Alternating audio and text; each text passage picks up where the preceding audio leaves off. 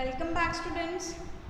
As you know, we have started the third chapter of our biology, that is life processes in living organisms part 2. ये chapter हमने चालू किया था, जिसमें से हमने कुछ पार्ट कल के क्लास में कवर किया था बेटा. आज हम उसके आगे का पार्ट सीखने वाले हैं, है ना. सबसे पहले आप लोग अपना अटेंडेंस लगा देंगे कमेंट बॉक्स में जाकर. कल के लेक्चर में हमने क्या क्या पढ़ा था वो थोड़ा सा हम रिवाइज करते हैं. कल हमने देखा था कि एक्चुअली में रिप्रोडक्शन होता क्या है, रिप्रोडक्शन को हम लाइफ प्रोसेस जैसे क्यों कंसिडर करते हैं, why reproduction is considered as a life process. उसके बाद में हमने उसका डेफिनेशन देखा था, दो टाइप्स देखे थे, एसेक्सुअल और सेक्सुअल रिप्रोडक्शन. एसेक्सुअल रिप्रोडक्शन यूनिपैरेंटल, एक ही पैरेंट इन्वॉल्व होता है ना. और कौन से डिवीजन से वहाँ पे हो रहा है, जनरली माइटोसिस वहाँ पे परफॉर्म किया जाता है, एक ही पैरेंट से होता है, वहाँ पे कोई भी गमेट फॉर्मेशन इन्वॉल्व होता है क्या, नहीं होता है.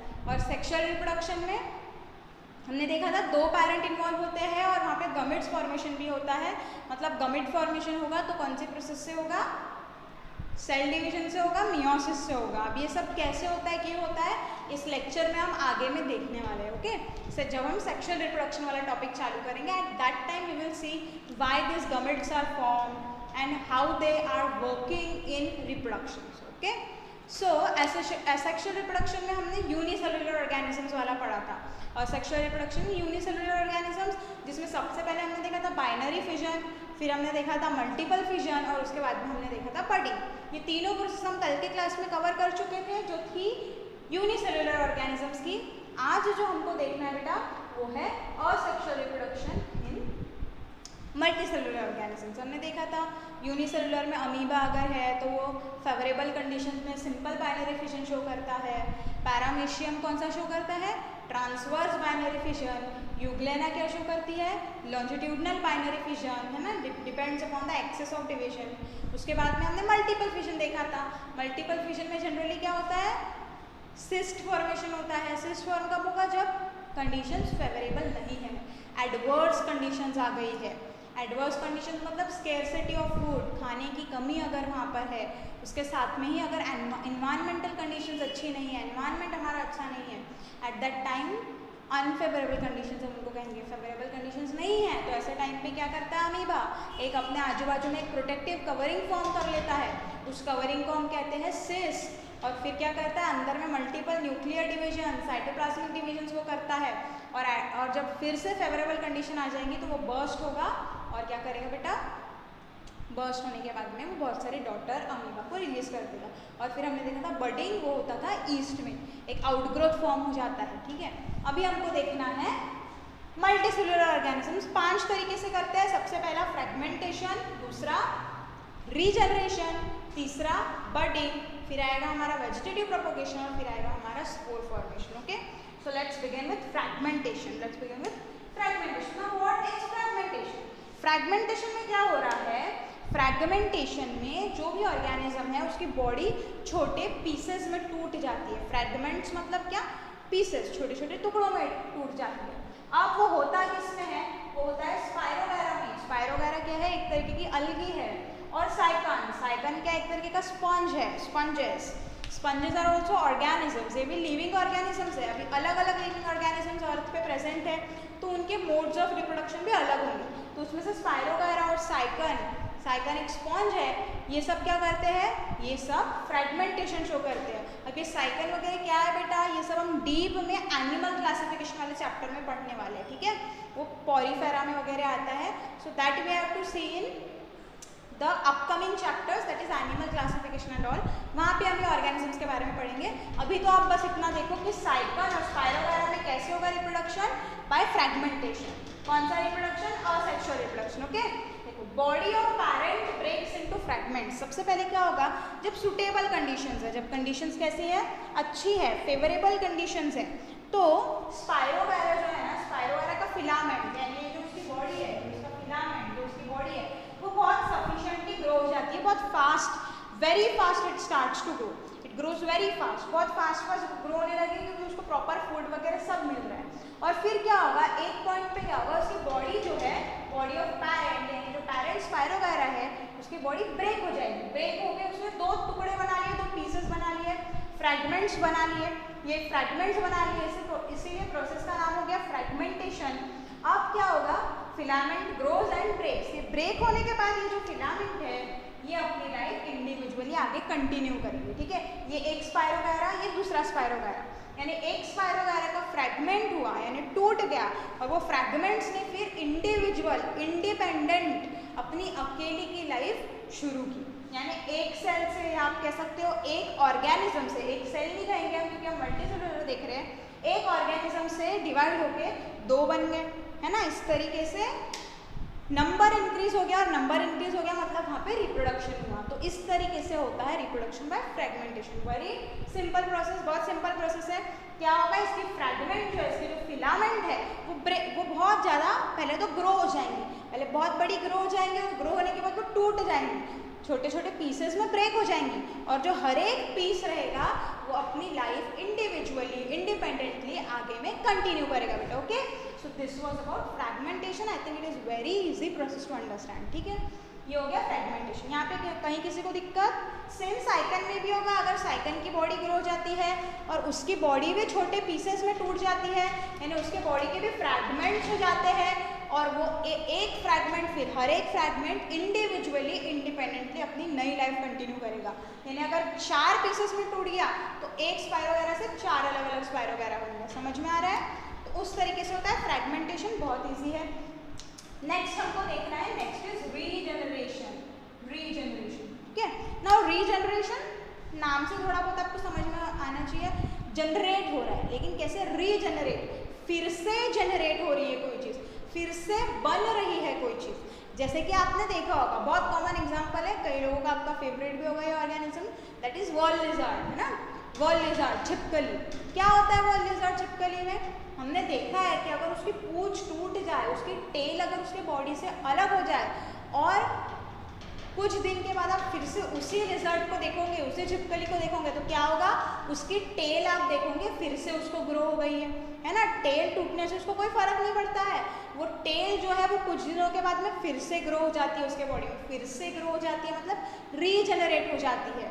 लेकिन मुझे बताओ, वो जो टेल अलग हो गई थी ना, वो जो टेल का छोटा सा पीस था, क्या वो टेल को भी पूरी बॉडी आ जाती है? क्या टेल को भी पूरी बॉडी आ जाती है क्या? नो, ऐसा नहीं होता है। सिर्फ बॉडी से जो टेल हट चुकी है वो बॉडी पे टेल फिर से रीजनरेट हो जाती है, यानी वहाँ पे रीजनरेशन तो हो रहा है बेटा, but that regeneration is limited. Limited हम इसलिए कह रहे हैं क्योंकि बॉडी को टेल ग्रो हो सकती है, लेकिन जो टेल अलग हो चुकी थी वो टेल को फिर से दूसरी बॉडी ग्रो नहीं हो सकती है, यानी रीजनरेशन वहाँ पे हो रहा है, लेकिन कैसा रीजनरेशन है? वो है हमारा लिमिटेड रीजनरेशन। सो वॉल लिज़र्ड अगर आपको आता है क्वेश्चन, तो आप बोलोगे wall lizard is an example of regeneration, but what kind of regeneration? Wall lizard is an example of limited regeneration, okay. Next हमको देखना है, एक ऑर्गेनिज्म होता है प्लैनेरिया। प्लैनेरिया एक ऑर्गेनिज्म है, वो क्या शो करता है? वो कंप्लीट रीजनरेशन शो करता है। कैसे? देखो, planaria breaks up its body. Planaria की बॉडी अगर टूट जाए, या उसने अपनी बॉडी को टुकड़े में, हिस्सों में तोड़ दिया, तो उसका जो ईच पार्ट है, हर एक जो टुकड़ा रहेगा, each part regenerates entire body, यानी हर एक पार्ट को पूरी बची हुई बॉडी फिर से ग्रो हो जाएगी, रीजनरेट हो जाएगी, ठीक है। यानी ये कंप्लीट रीजनरेशन शो कर रहा है। ऐसा वॉल लिज़र्ड में था क्या? No, wall lizard didn't show complete regeneration, उसने कंप्लीट रीजनरेशन शो नहीं किया था, लिमिटेड था। जैसे देखो, ये होता है हमारा प्लैनेरिया, ऐसा कुछ दिखता है प्लैनेरिया। अभी प्लैनेरिया की बॉडी टूट गई, ठीक है, एक ये टूटी, समझ लो हेड के पास से टूट गई, और फिर यहाँ पे टेल के पास से टूट गई, ठीक है। ऐसे 3 हिस्सों में टूट गई। ये हेड, ये उसका हेड है। अब ये हेड को भी देखो, पूरी की पूरी बॉडी फिर से रीजनरेट हो गई, ये हेड को पूरी की पूरी बॉडी फिर से रीजनरेट हो गई। ये दूसरा पीस था टेल वाला पीस, अब ये टेल वाले पीस को भी देखो, पूरी की पूरी बॉडी फिर से रीजनरेट हो गई है। और ये जो सेंटर वाला पीस था, इस सेंटर वाले पीस को भी हेड भी आ गया और टेल भी आ गया, यानी ईच पार्ट जो था उसका फिर से रीजनरेट हो गया एंटायर बॉडी में, यानी ईच पार्ट, हर एक हिस्से ने, हेड ने भी पूरी बॉडी रीजनरेट कर दी, टेल ने भी पूरी बॉडी रीजनरेट कर दी, और जो मिडल पोर्शन था उसने भी पूरी बॉडी रीजनरेट कर दी। तो यही है हमारा एग्जाम्पल रीजनरेशन का। This is an example of regeneration, यानी एक प्लैनेरिया से 3 प्लैनेरिया बन गया। So this is also a method of what? This is also a method of asexual reproduction in multicellular organism. Asexual reproduction in multicellular unicellular organisms. I hope it is clear. Fragmentation, regeneration सबको clear हो गया होगा, हो गया है। Next we have to see budding. Next we have to सी बेटा budding. Now what is budding? Budding तो हम यूनिसेलुलर में भी देख चुके हैं मैम, है ना। ऐसा क्वेश्चन आना चाहिए आपको। यूनिसेलुलर हमने ईस्ट में देखा था, ईस्ट में एक बड फॉर्म हो रहा था, वैसा ही कुछ होता है बेटा यहाँ पर भी, बट डिफरेंस ऐसा है कि वो यूनिसेलुलर में हो रहा था, ये मल्टी सेलुलर में होगा। देखो क्या होता है, ये होता है, ये टेक प्लेस करता है हाइड्रा में, यानी बडिंग आपको देखने को मिलेगी in hydra. You will see budding in hydra. ठीक है, हाइड्रा एक ऑर्गेनिज्म होता है, एक ऑर्गेनिज्म होता है इस तरीके का hydra. Okay, now an outgrowth is formed by division of regenerative cells of body. देखो ये इसकी बॉडी है ना, ये बॉडी के सेल्स जो मल्टी सेलुलर ऑर्गेनिज्म है, यानी इसके पास में एक स्पेशल टाइप ऑफ सेल है। कौन सा सेल? रीजनरेटिव सेल है। स्पेशल टाइप ऑफ सेल है रीजनरेटिव सेल। कहाँ पे प्रेजेंट होता है? बॉडी वॉल में, यानी जो उसकी बॉडी की वॉल है, ठीक है, बॉडी की वॉल, यहाँ पे प्रेजेंट होते हैं रीजनरेटिव सेल्स। बॉडी की वॉल पे प्रेजेंट होते हैं रीजनरेटिव सेल्स। इनका डिवीजन होगा, बहुत सारे डिवाइड हो गए, यानी नंबर्स इंक्रीज होगा। जब नंबर इंक्रीज हो जाएगा उसका, तो एक आउट ग्रोथ हमको देखने को मिलेगी। आउट ग्रोथ मतलब एक ऐसा उभार, दिख रहा है आपको, एक ऐसा आउट ग्रोथ, एक ऐसा उभार हमको देखने को मिलेगा। क्यों देखने को मिल रहा है? क्योंकि उसके जो बॉडी वॉल पे कौन से सेल थे? बॉडी वॉल पे रीजनरेटिव सेल थे। स्पेशल टाइप ऑफ सेल है, स्पेशल टाइप ऑफ सेल है जो डिवाइड होके एक आउटग्रोथ फॉर्म कर सकते हैं। तो ये रीजनरेटिव सेल डिवाइड हुए और उन्होंने एक आउटग्रोथ फॉर्म की, और इसी आउटग्रोथ को हम कहते हैं बड। ऐसा ही कुछ ईस्ट में हो रहा था, लेकिन ईस्ट में ऐसे रीजनरेटिव सेल्स वगैरह नहीं थे, वो तो एक यूनिसेलुलर ऑर्गेनिज्म है। ये यूनिसेलुलर ईस्ट था, फिर उसमें एक ऐसा आउटग्रोथ फॉर्म हुआ था, फिर वो आउटग्रोथ बड़ा होते चले गया, फिर ये जो न्यूक्लियस का डिवीजन हुआ और इस तरीके से दो न्यूक्लियस वहाँ पे फॉर्म हो गए थे, है ना। इस तरीके से बडिंग हुआ, फिर ये बड सेपरेट हो जाएगा और अपनी लाइफ इंडिविजुअली कंटिन्यू करेगा। ये हो रहा था हमारा ईस्ट में, यूनिसेलुलर में हो रहा था। ऐसा ही कुछ हमको देखने को मिल रहा है यहाँ पे भी बडिंग में। एक बर्ड फॉर्म हो गया, यहाँ पे बर्ड फॉर्म हो गया है। अब बर्ड फॉर्म हो गया है bird. Now this bird grows, ये बर्ड आगे आगे में ग्रो होगा और क्या बना लेगा बेटा? ये बना लेगा एक स्मॉल हाइड्रा। दिख रहा है आपको? एक स्मॉल हाइड्रा यहाँ पे तैयार हो गया।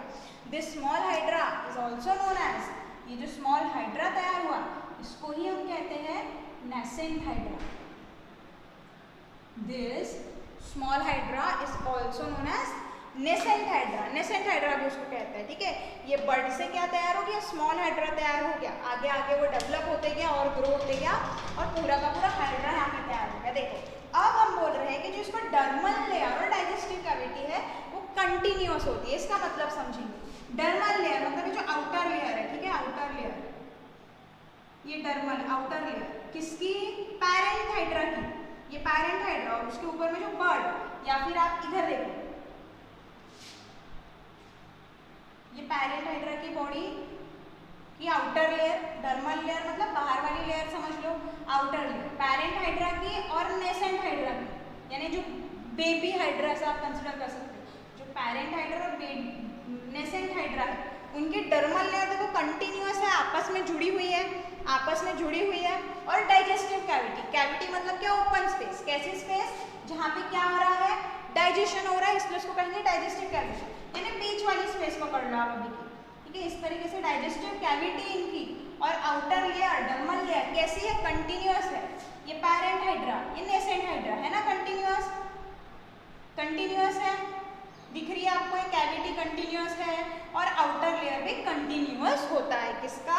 पैरेंट हाइड्रा का और जो नेसेंट हाइड्रा फॉर्म हुआ है उसका। नाउ ये जो नेसेंट हाइड्रा ग्रो हो रहा है, जो नेसेंट हाइड्रा है, इसको न्यूट्रिशन यानी फूड, इसको खाना कहाँ से मिलेगा?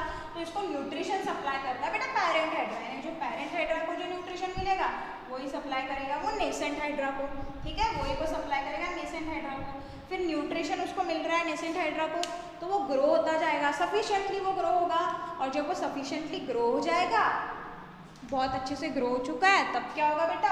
तब वो यहाँ से डिटैच हो जाएगा, यानी यहाँ से टूट जाएगा, यहाँ से वो टूट जाएगा पेरेंट एड्रेस से, डिटैच होकर ऐसा फॉल होगा वो नीचे, और फिर खुद की लाइफ इंडिविजुअली वो कंटिन्यू करेगा, इंडिपेंडेंटली वो अपनी अकेले की लाइफ कंटिन्यू करेगा। इस तरीके से रिप्रोडक्शन हो रहा है इसमें, हाइड्रा में, by the process of budding, by the process of budding. तो तीनों प्रोसेस हमने देखी, fragmentation, regeneration and budding. Not very difficult to understand, एकदम कठिन नहीं है समझने के लिए, आसानी से आपको समझ में आ गया होगा बेटा। Now we will move towards the next process. Next है हमारा वेजिटेटिव प्रोपोगेशन और स्पोर फॉर्मेशन। लेकिन आपको क्या करना है, आपको ऐसे शॉर्ट में एरो देख के नहीं लिखना है, आपको पूरे डीप में नोट्स तैयार करना है बेटा। टेक्स्ट बुक पढ़ो, टेक्स्ट बुक से गो थ्रू हो, वहाँ से सेंटेंसेस उठा के प्रॉपर नोट्स बनाओ। And very important, most important, diagrams. Diagrams हर जगह पे डायग्राम आनी चाहिए। आपके टेक्स्ट बुक में बहुत अच्छे तरीके से डायग्राम्स बना के दी है, तो हर जगह पे डायग्राम आना ही चाहिए। जब आप अच्छे से डायग्राम बनाओगे, लेबल करके बनाओगे, तभी आपको पूरे मार्क्स मिलेंगे बेटा। और एक चीज़, जब आप डायग्राम बना रहे हो अपने कॉपीज़ में, तो आपको अलग अलग कलर के पेन से नहीं बनानी होती है बेटा बायोलॉजी में डायग्राम्स। मैंने बनाया था सेल डिवीजन में, अलग अलग कलर के मैं पेन यूज़ करती हूँ, सो दैट आपको इजीली समझ में आ जाए, है ना, आपको समझ में आने के लिए वो यूज़ करती हूँ। हाँ, आप सेल डिवीजन की डायग्राम अपने कॉपी में अलग कलर के पेन से बना सकते हो अंडरस्टैंडिंग के लिए, सिर्फ समझने के लिए। लेकिन जब आप पेपर में, एग्जाम में, कोई भी टेस्ट में डायग्राम्स बनाते हो, तो आपको सिर्फ पेंसिल का यूज़ करना है। पेंसिल से आपको डायग्राम्स बनानी है, और वेल लेबल्ड डायग्राम होनी चाहिए बेटा। पूरे डायग्राम में हर जगह पे नाम जो भी है, लेबलिंग प्रॉपर करनी होनी चाहिए। Okay, so now we will move towards next process.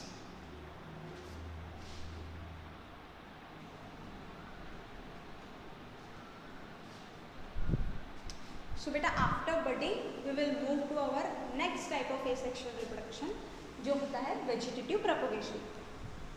Vegetative propagation, आप देखेंगे वेजिटेटिव प्रोपोगेशन क्या होता है। Vegetative propagation is the reproduction through vegetative parts, यानी किसके मदद से हो रहा है रिप्रोडक्शन, प्लांट के कुछ वेजिटेटिव पार्ट्स। वेजिटेटिव पार्ट्स मतलब रूट, स्टेम, लीफ, बड, ठीक है, इनके मदद से अगर रिप्रोडक्शन हो रहा है, यानी इनके मदद से एक नया प्लांट तैयार हो रहा है, तो ऐसे टाइप ऑफ रिप्रोडक्शन को हम कहते हैं वेजिटेटिव प्रोपोगेशन। देखो बेटा, यहाँ पे सीड के थ्रू नहीं आ रहा है, वो सीड के थ्रू आएगा, तो वो जो सीड वाला फॉर्मेशन है, सीड फॉर्मेशन अगर किसी प्लांट में होता है, फ्लावरिंग प्लांट्स में होता है, तो वो सेक्सुअल रिप्रोडक्शन का पार्ट है, वो हो जाएगा सेक्सुअल रिप्रोडक्शन, जो हमको आगे में देखना है सेक्सुअल रिप्रोडक्शन। हम तो बोल रहे हैं प्लांट्स में जिसमें रिप्रोडक्शन किसके थ्रू हो रहा है, रूट में, रूट के थ्रू, स्टेम के थ्रू, या लीफ या बड के थ्रू अगर वहाँ पे रिप्रोडक्शन हो रहा है, ठीक है, इन पार्ट्स के थ्रू अगर रिप्रोडक्शन हो रहा है, ऑब्वियसली किस में होगा, प्लांट्स में ही होगा। एनिमल्स में तो ये सब प्रेजेंट होता नहीं है। तो अगर इन पार्ट्स के थ्रू अगर वहाँ पे रिप्रोडक्शन हो रहा है, तो ऐसे टाइप ऑफ रिप्रोडक्शन को हम कहते हैं वेजिटेटिव प्रोपोगेशन या वेजिटेटिव रिप्रोडक्शन। ओके, इतना क्लियर हो गया है सबको। स्टेम के मदद से, लीफ के मदद से, रूट्स के मदद से या बर्ड के मदद से एक नया प्लांट तैयार हो रहा है, ठीक है, एक नया प्लांट तैयार हो रहा है, तो हम उसको कह देंगे वेजिटेटिव प्रोपोगेशन। एग्जाम्पल देखते हैं, पोटैटो। पोटैटो शो करता है वेजिटेटिव प्रोपोगेशन, यानी नया पोटैटो का प्लांट अगर हमको लगाना है, हमको क्या करना है, नया पोटैटो का प्लांट लगाना है, तो हम क्या करते हैं बेटा, we use the eyes of potato. Eyes of potato मतलब ये जैसा पोटैटो होता है ना हमारा, उसके ऊपर में देखो ऐसे वाइट कलर के बर्ड्स, ऐसे स्ट्रक्चर थोड़ा सा फॉर्म हो जाते हैं। कुछ दिन अगर पोटैटो बहुत पुराना हो गया, 10-15 दिन उसको हो गए हैं, तो देखना उसके ऊपर में वाइट कलर के आईज फॉर्म हो जाते हैं ना, वाइट कलर के बर्ड जैसे फॉर्म हो जाते हैं, उसी को हम कहते हैं आईज ऑफ पोटैटो। अब क्या करेंगे, इसको हम ऐसा एक पीस लेंगे पोटैटो का जिसमें एटलीस्ट एक आय तो भी आना चाहिए, और ये पीस हम कट करेंगे और सॉइल में ले जाके सो कर देंगे, ज़मीन में डाल देंगे ऐसे पोटैटो को, और प्रॉपर उसको वाटर वगैरह देंगे। तो ये जो है ना आइस के मदद से, पोटैटो में जो आइस है उसके मदद से एक नया, पूरा नया का नया पोटैटो का प्लांट वहाँ पे तैयार हो जाएगा, पोटैटो का प्लांट वहाँ पे तैयार हो जाएगा। और ऐसे ही रिप्रोडक्शन को हम कहेंगे वेजिटेटिव प्रोपोगेशन। क्लियर हो रहा है, पोटैटो में किसके मदद से होगा, आइस, यानी ऐसा पीस करना है हमको, एक आय जिसमें हो, और उसको आप सो कर दो तो उसमें से नया प्लांट वहाँ पे तैयार हो जाएगा, यानी रिप्रोडक्शन हो रहा है।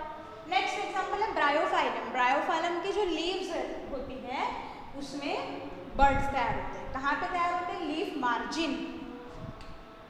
लीफ मार्जिन मतलब जो आउटलाइन है ना, लीफ के आउटलाइन उसको कहते हैं लीफ मार्जिन।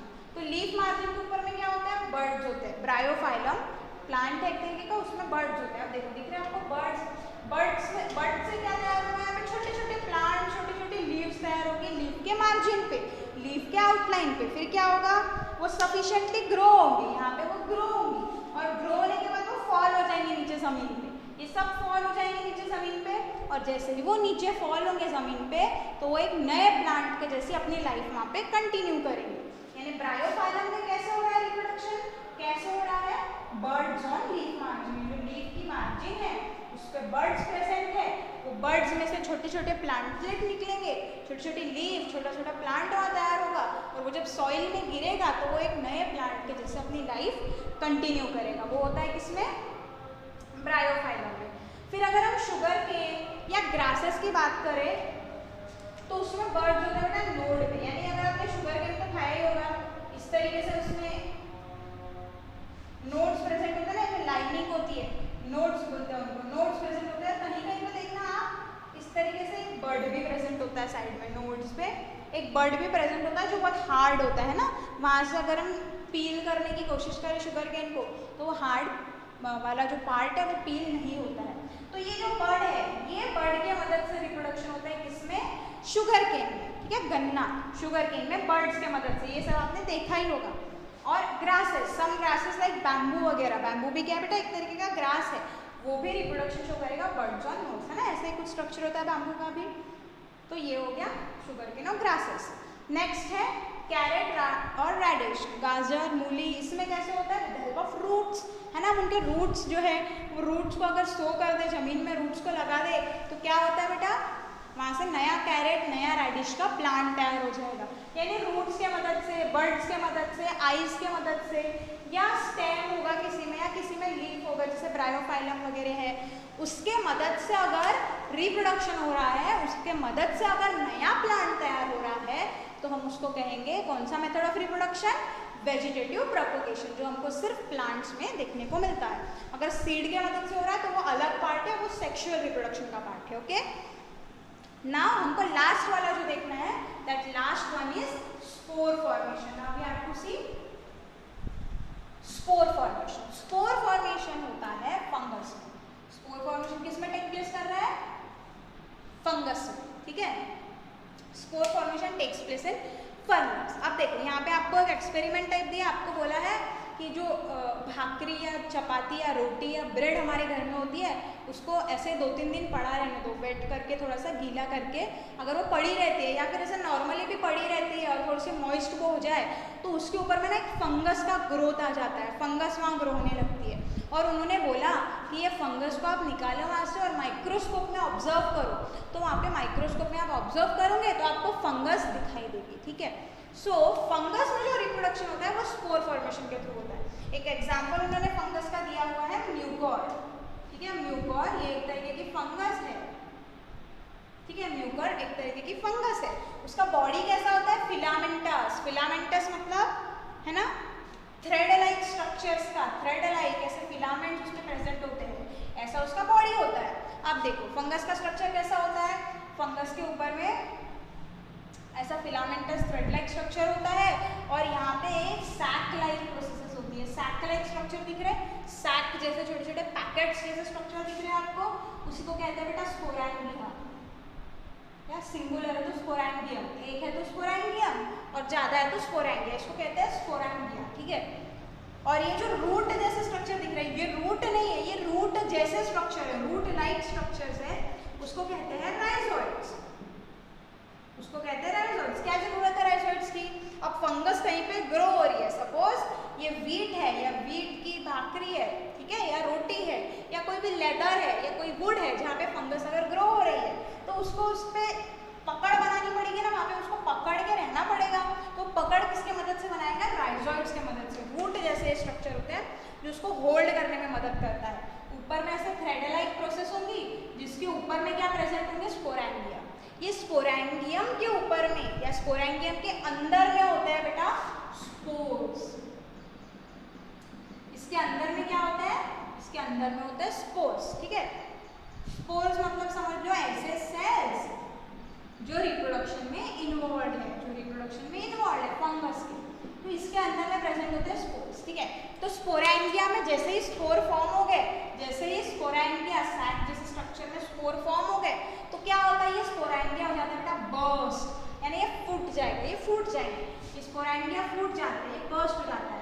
अब जब ये बर्स्ट होगा, मुझे बताओ, जब ये बर्स्ट होगा तो बर्स्ट होने के बाद स्पोर कहाँ पे जाएंगे, ये स्पोर हवा की मदद से इधर उधर स्प्रेड हो जाएंगे, इधर उधर फैल जाएंगे और कहीं ना कहीं पे जाके गिर जाएंगे, है ना, कहीं ना कहीं पे जाके गिर जाएंगे ये स्पोर। क्यों? क्योंकि स्पोरेंगिया अभी बर्स्ट हो गया, फूट गया।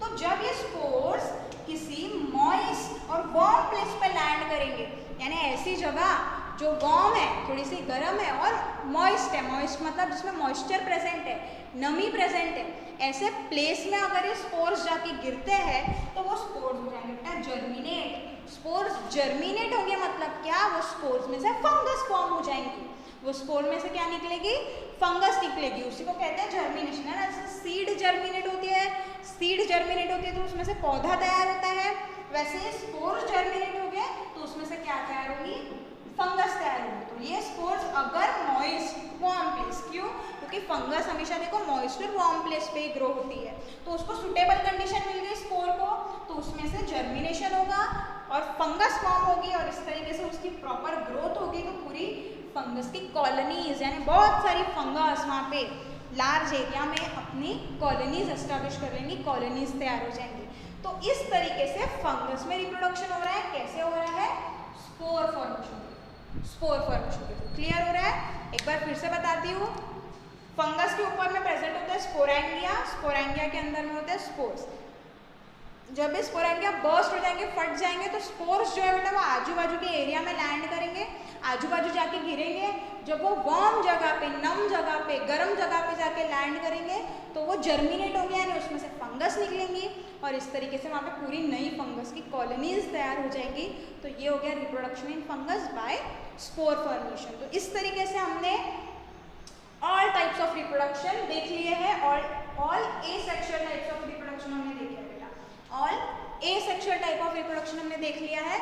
उसमें हमने क्या क्या देखा है, सबसे पहले तो यूनिसेलुलर में, फिर हमने देखा मल्टीसेलुलर में। मल्टीसेलुलर में आज हमने क्या पढ़ा, सबसे पहले पढ़ा हमने फ्रैगमेंटेशन, स्पायरोगैरा और साइकन में हमने देखा। उसके बाद में रीजनरेशन, वॉल लिजर्ड है तो लिमिटेड और प्लानेरिया है तो कंप्लीट रीजनरेशन उसमें हो रहा था। फिर हमने देखा बर्डिंग इन हाइड्रा, फिर हमने देखा व्हाट, वेजिटेटिव प्रोपोगेशन, अलग अलग प्लांट्स में अलग अलग तरीके से हो रहा है with the help of root, stem, leaf and bud. फिर हमने देखा स्पोर फॉर्मेशन इन फंगस। तो ये 5 तरीके के असेक्सुअल रिप्रोडक्शन है मल्टीसेलुलर में, और कल हमने यूनिसेलुलर पढ़ा था। तो इसके नोट्स आप प्रॉपरली तैयार कर लेंगे विथ डायग्राम पूरा।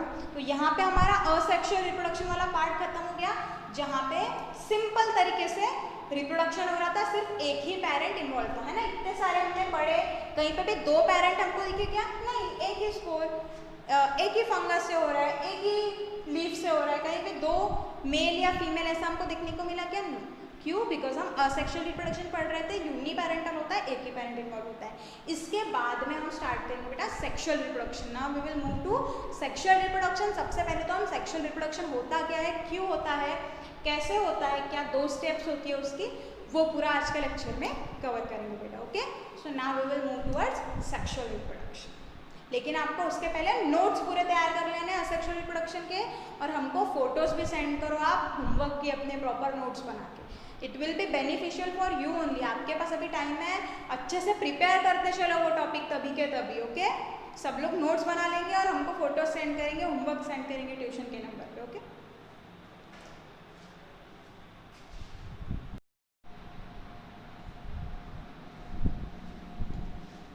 ओके स्टूडेंट्स, तो अभी हमने हमारा असेक्सुअल रिप्रोडक्शन का पार्ट पूरा कंप्लीट कर लिया बेटा। असेक्सुअल रिप्रोडक्शन में हमने देखा यूनिसेलुलर में किस तरीके से होता है, मल्टीसेलुलर ऑर्गेनिजम्स में असेक्सुअल रिप्रोडक्शन कैसे होता है ना।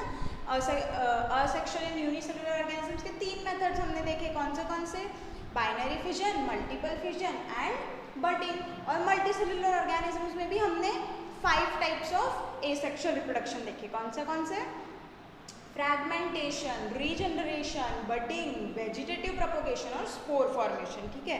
तो ये सारा आपको अच्छे से नोट्स प्रिपेयर कर लेना है सब कुछ, ठीक है। अच्छे से नोट्स बना लेना है विथ डायग्राम, सारे डायग्राम्स आपके वहाँ पर आने चाहिए, ठीक है। हर एग्जाम्पल का जो आपको डायग्राम दिया हुआ है टेक्स्ट बुक में वो पूरा वहाँ पे आना चाहिए। और वो हो गया हमारा एक एसेक्सुअल रिप्रोडक्शन वाला पार्ट खत्म।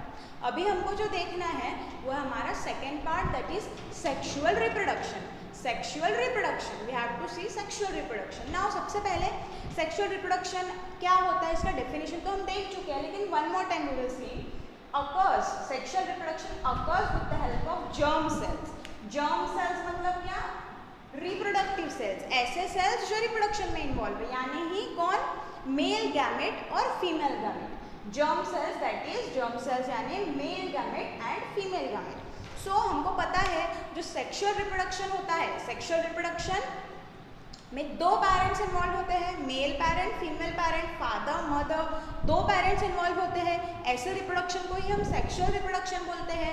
और एक क्या पॉइंट था सेक्सुअल रिप्रोडक्शन में, कि सेक्सुअल रिप्रोडक्शन में गैमेट्स फॉर्म होते हैं, लेकिन असेक्सुअल रिप्रोडक्शन में हमने क्या देखा था, सिर्फ एक ही पेरेंट इन्वॉल्व होता है और वहाँ पे गैमेट फॉर्मेशन नहीं होता है, ठीक है। तो हमको यहाँ पे सबसे पहले तो बेटा समझना पड़ेगा ये गैमेट्स होते क्या है, गैमेट्स फॉर्मेशन ज़रूरी क्यों है ना। ये सारा कंसेप्ट समझना बहुत ज़रूरी है। जब आपको एक कंसेप्ट क्लियर हो जाएगा तो आप आगे के प्रोसेस इजीली पढ़ पाओगे, ठीक है। तो अभी ध्यान से सुनेंगे। और सेक्सुअल रिप्रोडक्शन हम पढ़ रहे हैं, दो पेरेंट्स इन्वॉल्व होते हैं, मेल पेरेंट, फीमेल पेरेंट। और कैसे इन्वॉल्व होते हैं वो गैमेट फॉर्मेशन के थ्रू। गैमेट्स क्या है, gametes are nothing but reproductive cells. Reproductive cells मतलब ऐसे सेल्स जो रिप्रोडक्शन में इन्वॉल्व होते हैं, ठीक है। तो मेल का जो रहेगा उसको बोलेंगे मेल गैमेट, फीमेल से जो आएगा उसको कहेंगे फीमेल गैमेट। ऐसा असेक्सुअल रिप्रोडक्शन में हो रहा है क्या, नो। हमने इतने सारे टाइप्स ऑफ असेक्सुअल रिप्रोडक्शन पढ़े, in unicellular as well as in multicellular, दोनों में हमने असेक्सुअल रिप्रोडक्शन देखा बेटा, लेकिन कहीं भी हमको गैमेट फॉर्मेशन दिखा नहीं। क्यों, क्योंकि वो यूनि पैरेंटल है, एक ही पैरेंट उसमें होता है और वहाँ पे गैमेट फॉर्मेशन नहीं होता है, ठीक है। तो जब आप ये समझ जाओगे तो वो भी आपको समझ में आएगा कि वहाँ गैमेट फॉर्मेशन क्यों नहीं हो रहा है। अभी देखो, sexual reproduction occurs with the help of germ cells. germ cells मतलब gametes, male gamete, female gamete. Male gamete, female gamete क्या है, रिप्रोडक्टिव सेल्स है। ऐसे सेल्स है जो रिप्रोडक्शन में हिस्सा लेते हैं, जो रिप्रोडक्शन में हिस्सा लेते हैं। जो मेल के तरफ से आएगा वो मेल गैमेट, जो फीमेल के तरफ से आएगा वो फीमेल गैमेट, ओके। अब देखो, अगर हम सेक्सुअल रिप्रोडक्शन की बात कर रहे हैं तो सबसे पहले होना चाहिए गैमेट फॉर्मेशन, क्योंकि गैमेट्स इन्वॉल्व है सेक्सुअल रिप्रोडक्शन में, तो गैमेट फॉर्म होने चाहिए ना पहले। जब गैमेट फॉर्म होंगे तभी तो वो सेक्सुअल रिप्रोडक्शन में हिस्सा लेंगे।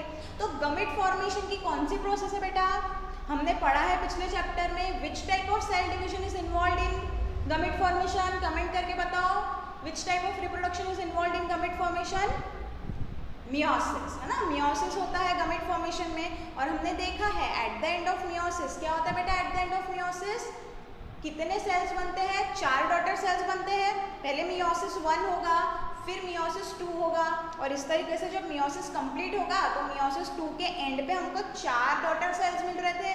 और वो 4 डॉटर सेल्स कैसे थे, हैप्लॉइड थे ना, पैरेंट सेल डिप्लॉइड था, और जो 4 डॉटर सेल्स मिले थे वो कैसे थे, हैप्लॉइड थे।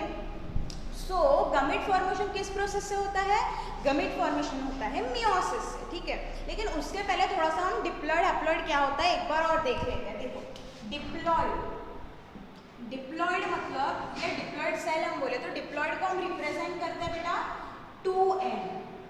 2n मतलब जब क्रोमोसोम्स कैसे हैं, जब क्रोमोसोम्स पेयर में है, क्रोमोसोम्स जोड़ी में है, यानी 2n। अगर हम ह्यूमन बींग्स की बात कर रहे हैं, हम एग्जांपल दे रहे हैं कि ह्यूमन बींग्स में डिप्लॉइड मतलब कितना होगा, तो डिप्लॉइड मतलब पेयर्स में 2n से हम रिप्रेजेंट करते हैं। 2n लिखा रहा मतलब डिप्लॉइड है मतलब 2n वहाँ पे कंडीशन है। डिप्लॉइड किससे रिलेटेड है, क्रोमोसोम से। तो अभी मुझे बताओ ह्यूमन बींग्स में कितने पेयर्स है, हम पेयर्स की बात कर रहे हैं डिप्लॉइड में 2n, कितने पेयर्स है, 23 पेयर्स। 23 पेयर्स मतलब कितने क्रोमोसोम, 46 क्रोमोसोम्स, है ना। क्लियर हो रहा है अभी, यानी डिप्लॉइड में अगर हम ह्यूमन बींग में डिप्लॉइड की बात करें तो 2n मतलब 46, 2n मतलब हो जाएगा 23 पेयर्स। ये तो मैं ह्यूमन की बात कर रही हूँ, हर ऑर्गेनिज्म में अलग अलग होगा। ह्यूमन की बात करें तो 2n मतलब 23 पेयर्स मतलब कितने क्रोमोसोम्स हो गए, 46 क्रोमोसोम्स, ठीक है। अब हैप्लॉइड मतलब क्या, हैप्लॉइड मतलब क्या, हैप्लॉइड मतलब होता है बेटा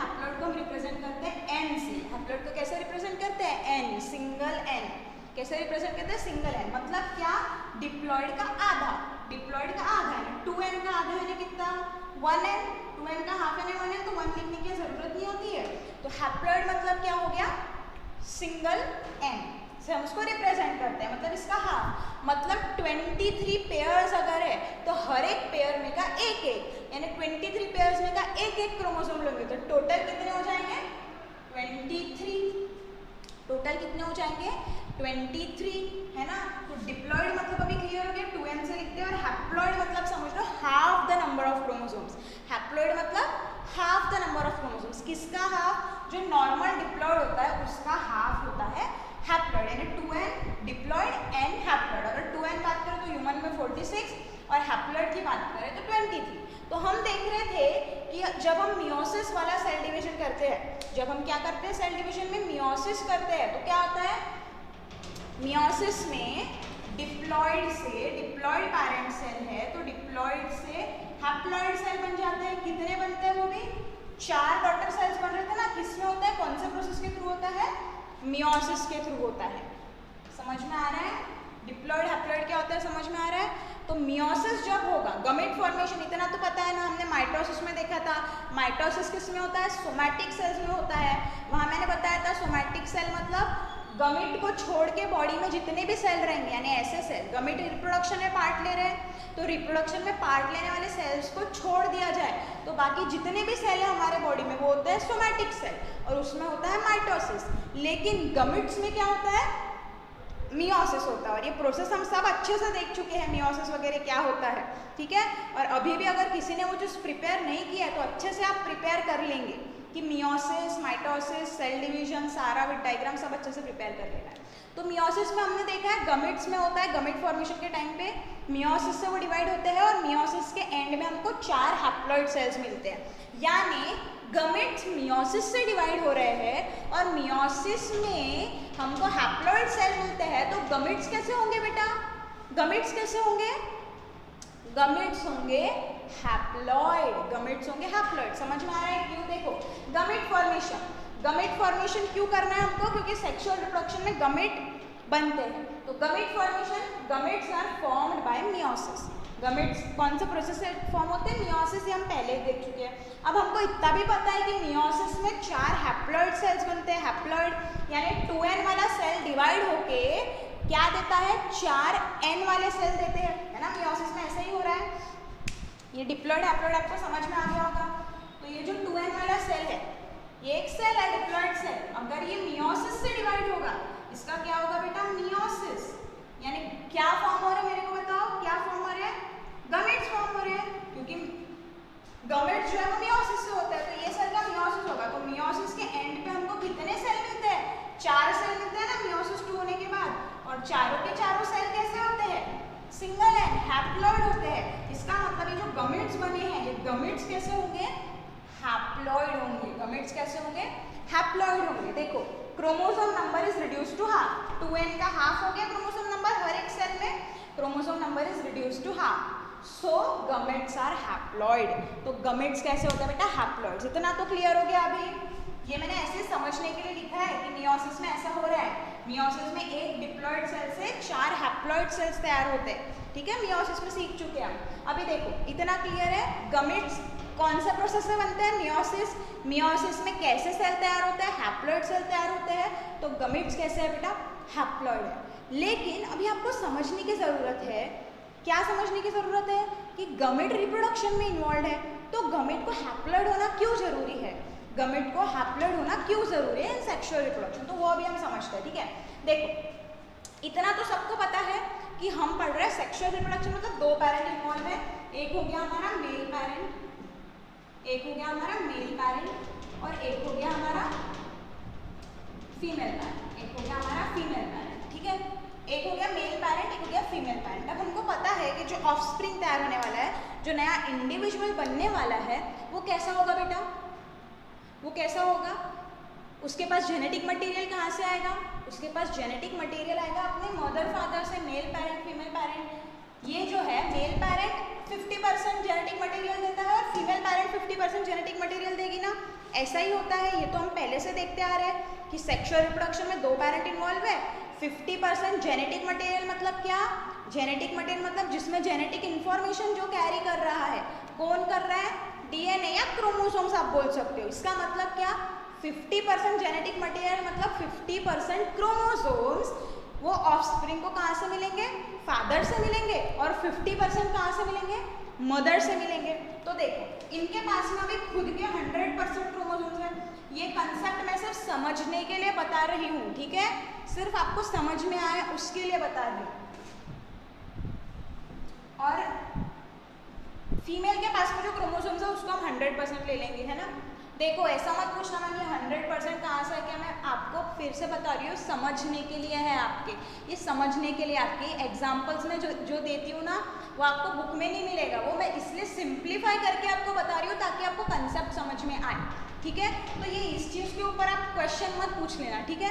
क्योंकि ये समझने के लिए है, ये आपके समझने के लिए। ऐसे भी मैंने देखा है कि जो एग्जाम्पल दिए जाते हैं आप उस पर ही ज़्यादा फोकस कर देते हो, वो आपको समझने के लिए है बेटा, ताकि आपको कंसेप्ट समझ में आए, ठीक है?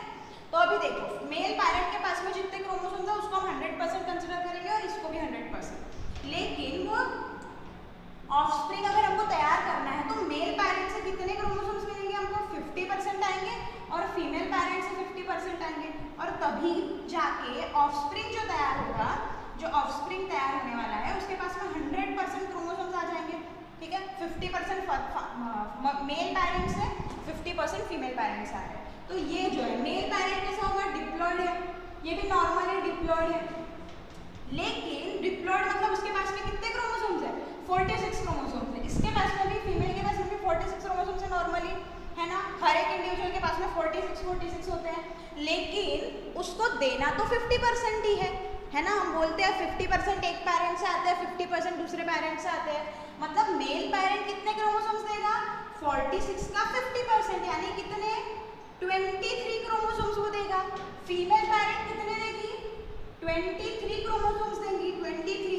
मतलब ये क्या? इसको हम एन कंडीशन बोल सकते हैं, इसको हम एन कंडीशन बोल सकते हैं।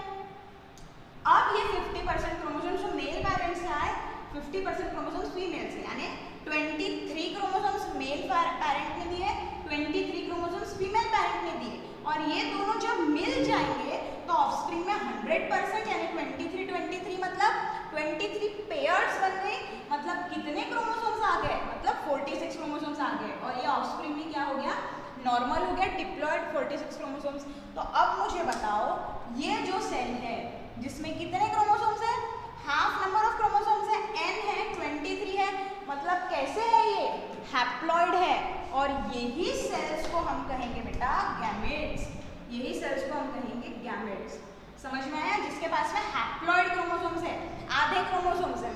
ये सब मेरा बताने का मतलब ऐसा है, ये सब कंसेप्ट ध्यान से आप समझ लो, ये सब बताने का कारण ऐसा है कि ये 50% फॉर्म करेगा। क्यों फॉर्म करेगा? अभी मेरे को बताओ, अगर इसने ये स्टेप नहीं की, मेल और फीमेल ने गमेट फॉर्म नहीं किया, हैप्लॉइड सेल नहीं बनाए, यानी 46 से 23 वाले सेल नहीं बनाए, तो आप मेरे को बताओ अगर ये पूरा का पूरा 46 दे देगा, मैं यहाँ दूसरे पेन से लिखती हूँ, ठीक है?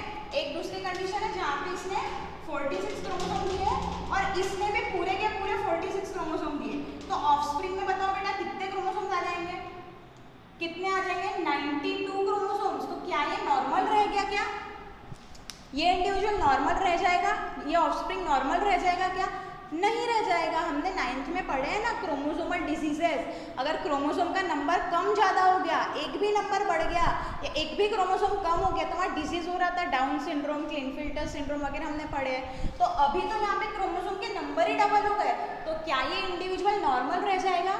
नहीं रह जाएगा। इसका मतलब ये पूरे के पूरे क्रोमोसोम्स नहीं दे सकते, ये 100% क्रोमोसोम्स देंगे तो वो चलेगा नहीं, उसने 50% देने चाहिए, यानी उसने डिप्लॉइड से हैप्लॉइड सेल बनाएगा, डिप्लॉइड से हैप्लॉइड सेल बनाएगा, और इन हैप्लॉइड सेल्स को ही हम क्या कहते हैं? ये जो मेल ने बनाया, ये जो फीमेल ने बनाया, उसी को क्या कहते हैं हम?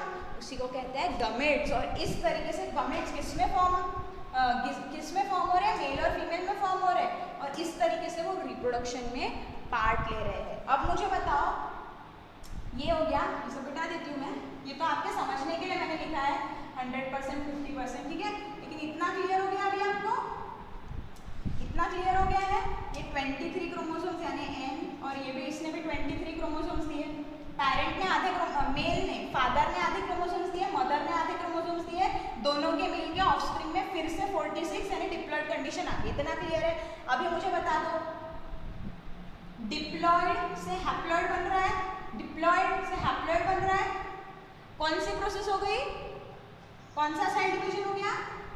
मियोसिस। मियोसिस से होगा, ये मियोसिस से होगा, मियोसिस से होगा और मियोसिस से होगा, वही हमने लिखा है। Gametes are form by meiosis, यानी जो गमेट्स बन रहे हैं डिप्लॉयड से हैप्लॉयड बन रहे हैं, ये होता है मियोसिस से। Chromosome number is reduce to half, chromosome number half में रिड्यूस हो गए। क्यों रिड्यूस होना जरूरी है वो हम देख रहे हैं। हमको पता है गमेट तो मियोसिस से फॉर्म होते हैं, लेकिन हमको क्या देखना था कि गमेट्स फॉर्म ही क्यों करने हैं फर्स्ट प्लेस में। तो अभी समझ में आया, क्योंकि इसने आधे ही क्रोमोसोम्स देने हैं, इसने भी आधे ही क्रोमोसोम्स देने हैं। अगर पूरे क्रोमोसोम्स ये 46 देगा और ये भी 46 देगा तो 92 क्रोमोसोम्स हो जाएंगे, और वो जो ऑफस्प्रिंग बनेगा 92 क्रोमोसोम्स के साथ वो नॉर्मल नहीं रहेगा, है ना। इसीलिए पहले वो 23 देगा, ये 23 देगी, मदर 23 देगी, फादर 23 क्रोमोसोम्स देगा, और जब दोनों मिलेंगे तो फिर वापस से 46 क्रोमोसोम्स वो ऑफस्प्रिंग में आ जाएंगे और ये नॉर्मल कंडीशन है ना। इसीलिए गमेट फॉर्मेशन जरूरी है, क्योंकि ये जो 23 वाले सेल्स होते हैं जिसमें हाफ नंबर ऑफ क्रोमोसोम्स है, उन्हीं को हम कहते हैं गमेट्स बेटा, ठीक है, इसी को हम कहते हैं गमेट्स। तो अभी रिप्रोडक्शन में मेरे को बताओ, ये मेल पेरेंट फीमेल पेरेंट के तरफ से रिप्रोडक्शन में इन्वॉल्व कौन हो रहा है? खुद इन्वॉल्व हो रहे हैं, ये गमेट्स के थ्रू इन्वॉल्व हो रहे हैं ना।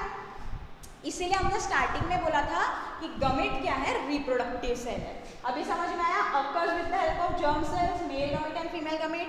ये दोनों मेल गमेट मेल गमेट बनाएगा, फीमेल गमेट बनाएंगी। कौन सा प्रोसेस से? मियोसिस से। क्रोमोसोम नंबर हाफ हो गए, सो गमेट्स आर हैप्लॉयड। इतना क्लियर है अभी आपको? इतना सबको क्लियर हो गया?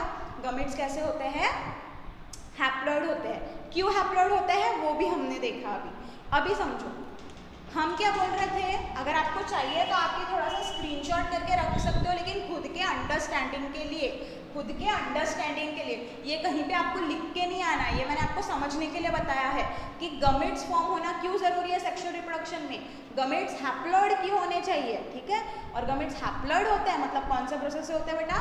वो होते हैं मियोसिस के प्रोसेस से, मियोसिस के प्रोसेस से होते हैं। ओके, सो नाउ नेक्स्ट चीज जो हमको देखनी है वो है, अभी थोड़ा सा असेक्सुअल रिप्रोडक्शन का देखते हैं। हम बोल रहे थे कि असेक्सुअल रिप्रोडक्शन अगर है तो सिर्फ एक ही पेरेंट इन्वॉल्व होता है, यानी पूरा का पूरा एक ही पेरेंट इन्वॉल्व है, और उससे क्या बनेगा?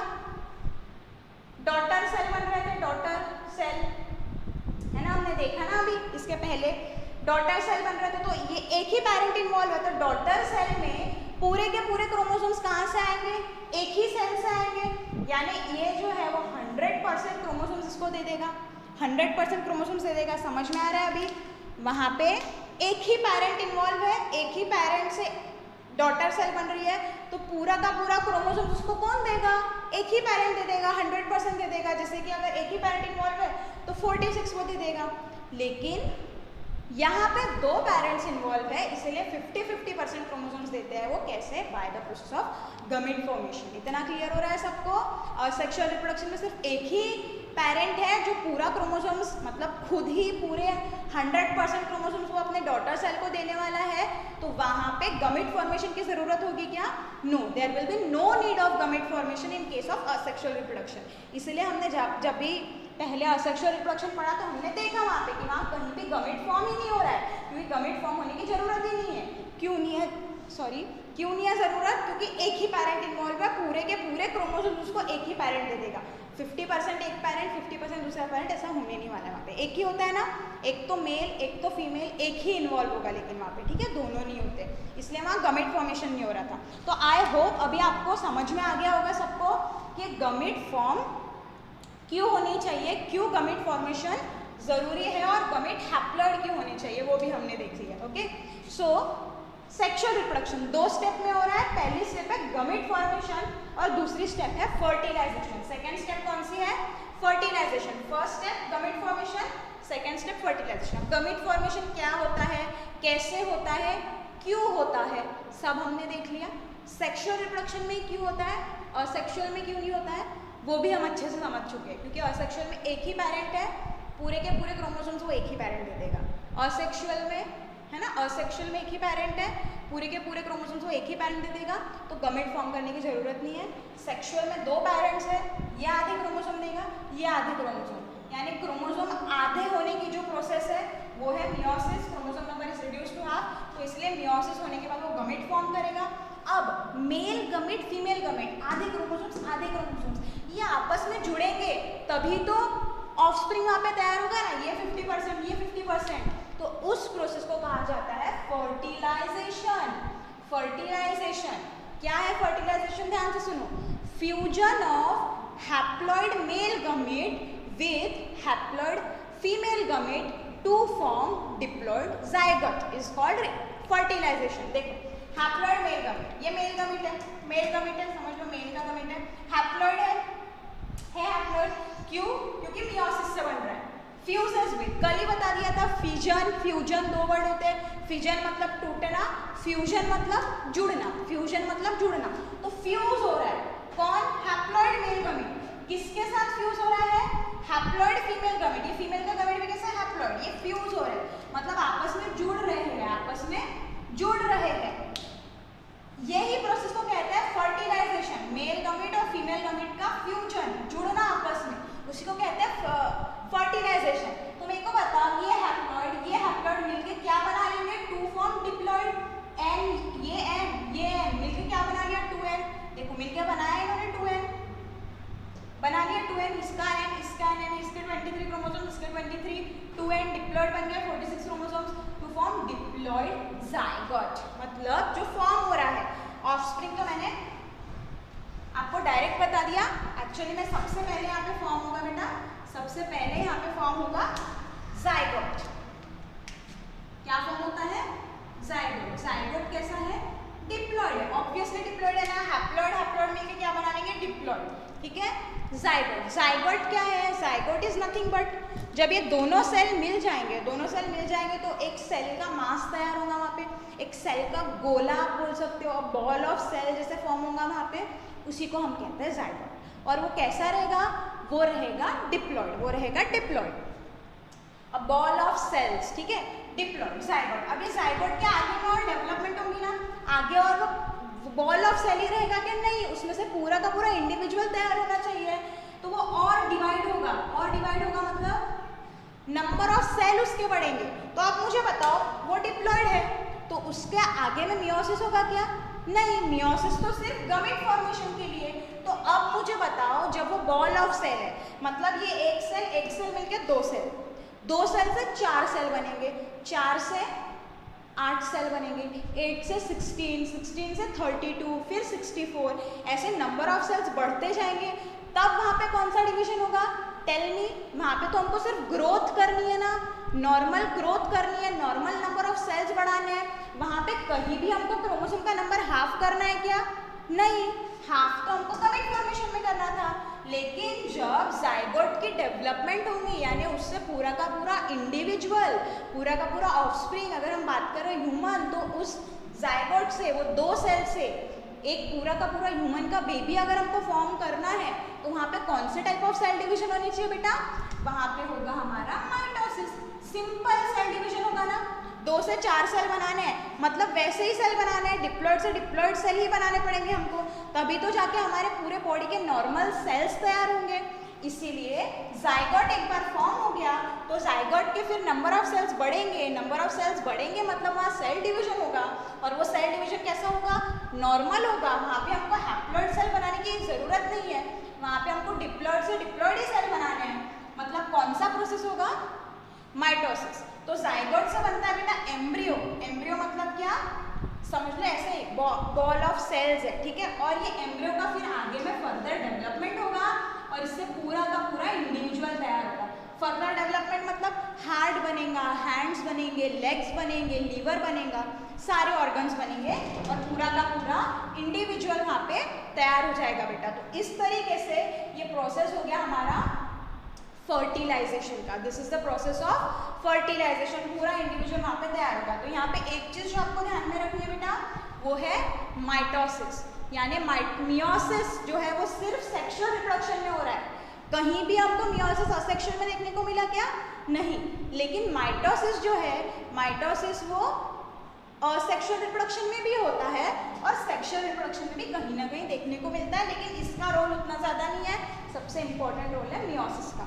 तो ये हमने देख लिया बेटा सेक्सुअल रिप्रोडक्शन का इंट्रोडक्शन, किस तरीके से सेक्सुअल रिप्रोडक्शन होता है, क्यों गमीट फॉर्मेशन ज़रूरी है, असेक्सुअल में क्यों नहीं होता है, सेक्सुअल में क्यों होता है, ये सब हमने अभी समझ लिया है किस तरीके से हो रहा है। 2 स्टेप में गमीट फॉर्मेशन और फर्टिलाइजेशन। अभी हमको आगे में पढ़ना है कि एक्चुअली में सेक्सुअल रिप्रोडक्शन प्लांट्स और एनिमल्स में किस तरीके से होता है बेटा। Okay, so that we will see in our next class. हम नेक्स्ट क्लास में देखेंगे। तब तक के लिए आप इतना अच्छे से प्रिपेयर करके रखेंगे और ये टॉपिक एक बार फिर से आप वीडियो लगाकर देख लेंगे। आई होप आपको ये पूरा समझ में आया होगा। आज का लेक्चर हम यहीं पे खत्म करेंगे।